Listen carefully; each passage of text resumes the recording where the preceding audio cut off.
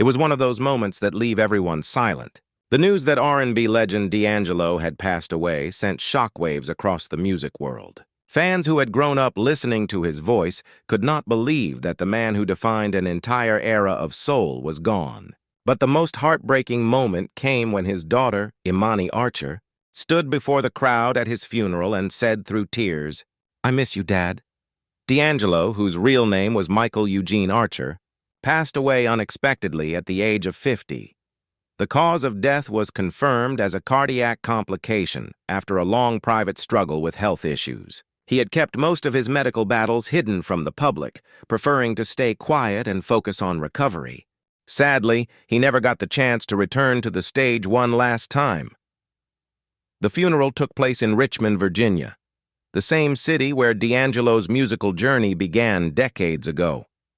Family, close friends, and a long list of music legends gathered to say their final goodbyes. Among them were Maxwell, Questlove, Erykah Badu, and Lauryn Hill. Each of them had worked with him at some point, and every one of them spoke about how much D'Angelo had changed their lives, but it was Imani's voice that shook everyone. She was only 22, standing before hundreds of people, clutching the microphone with trembling hands. "Dad always told me that music was love," she said, fighting back tears. "He said if you sing with honesty, people will feel your soul. And that's what he did every single time." Her words brought the audience to tears. Even seasoned artists who had seen countless memorials couldn't hold back their emotions. Many later said that this was one of the most emotional funerals they had ever attended. D'Angelo's legacy in music is not easy to describe. He wasn't just a singer. He was a symbol of a time when R&B had depth, truth, and passion. His debut album, Brown Sugar, changed the sound of soul music forever. Songs like Lady and Untitled, How Does It Feel, became anthems, not only for their rhythm and vocals, but because of the raw emotion behind them. In his speech, Questlove said, "D'Angelo didn't just make songs, he built worlds. He made us remember what real music sounds like. No auto-tune, no fake image, just soul." His words echoed what millions of fans felt around the world. Yet, behind that musical genius was a man who struggled silently. Those close to him knew D'Angelo as a deeply private person. Fame had never been his goal. He often said he only wanted to make music that meant something. But fame, pressure, and expectations soon caught up with him. He faced addiction, personal challenges, and long periods of isolation. Imani, in her speech, mentioned how her father often spoke about wanting to get better for her. "He would tell me, 'I'm trying, baby. I want to be there for you.' And he tried. I know he did," she said as her voice broke again. "He wasn't perfect, but to me, he was everything. He was my hero." After her words, a long silence filled the room.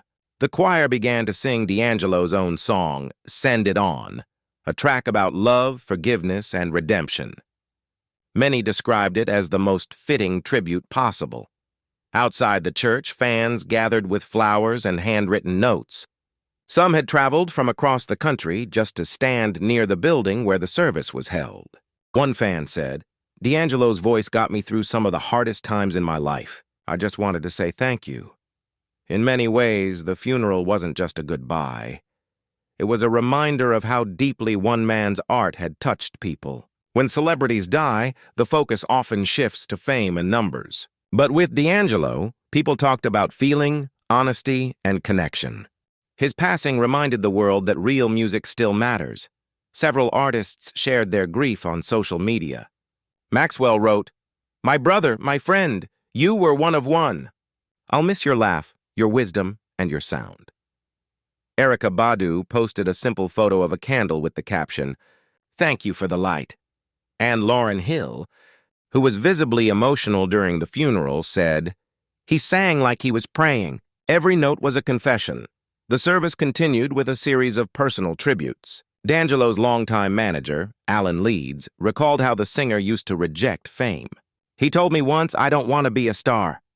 I just want to be a man who sings the truth.'" That's who he was until the end.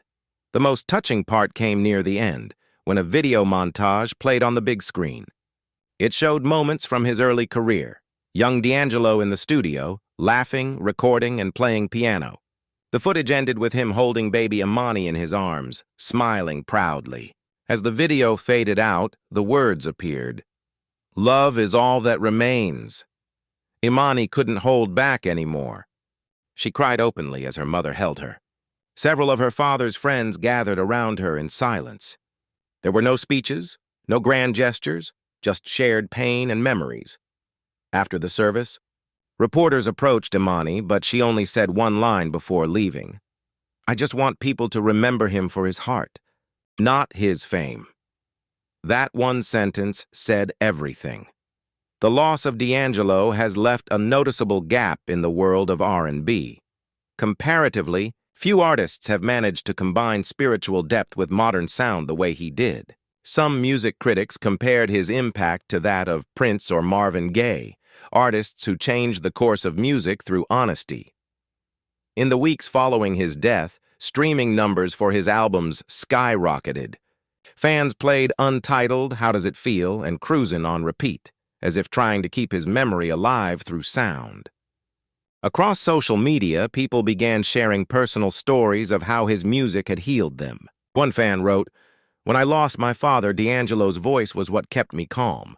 Now, I feel like I lost another part of my soul."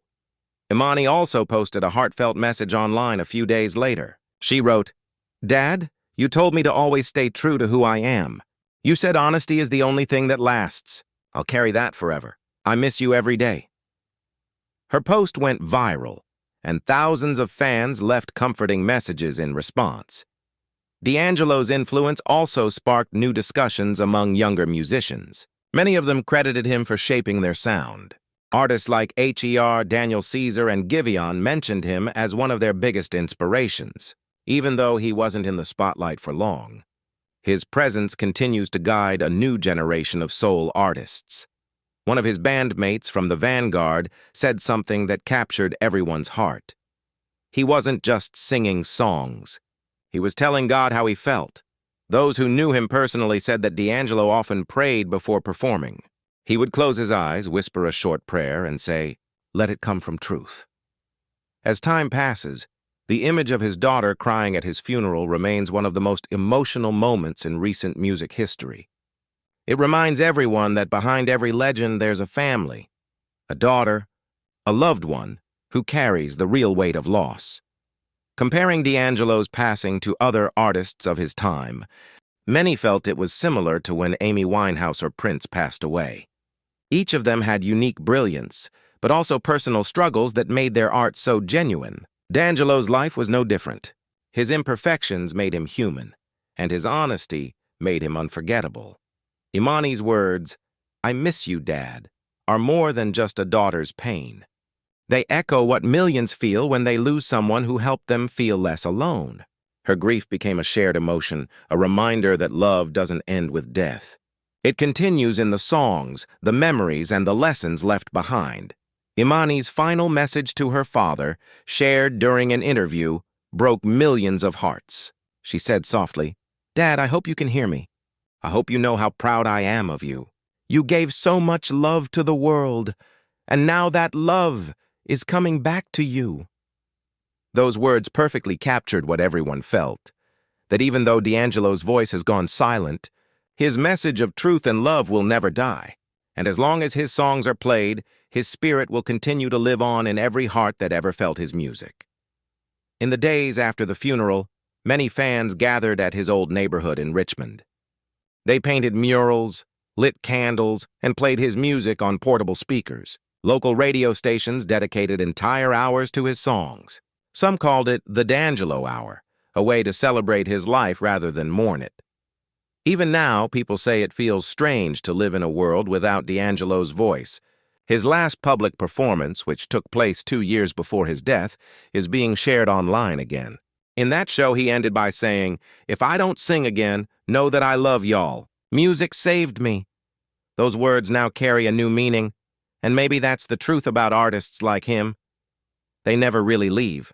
Their bodies rest, but their voices stay. Their stories continue through their children, their fans, and their songs. As the final minutes of the funeral ended, the pastor said, D'Angelo gave the world his gift. Now it's time for the world to give him peace. The crowd stood, holding hands, as the last note of "Send It On" played softly in the background. For Imani, the pain is far from over. Losing a father is something you never truly heal from. But she now carries something no one can take away: the legacy of a man who sang with his soul and taught millions what real love sounds like. As fans continue to honor D'Angelo's life, one question remains: how do we keep the true spirit of music alive in a world that often forgets its meaning?